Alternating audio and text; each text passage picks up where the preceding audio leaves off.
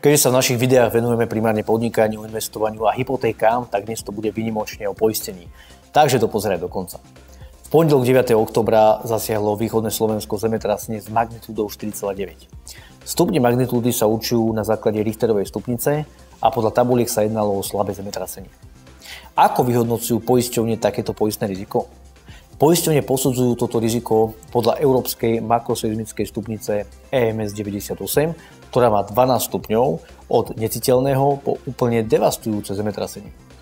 Skratke si ukážeme, ako ktorá poisťovňa kryje zemetrasenie. Od 5. stupňa, kedy budovy vibrujú, visiace objekty sa kolíšu, kryje riziko zemetrasenia poisťovňa Kooperatíva a Komunálna poisťovňa. Od 6. stupňa, kedy padajú predmety a na budovách vznikajú trhliny, plnia poistné plnenie poisťovne Allianz, ČSOB poisťovňa Generali a Wüstenrot. Poisťovne Unica a Unión neprihliadajú pri poistnom plnení na žiadne stupne a majú riziko zemetrasenia u základnom balíku.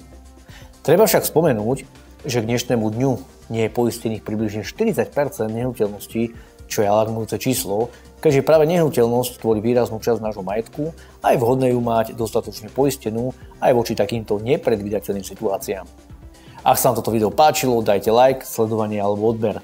A nezabúdajte, peniaze je súčasť.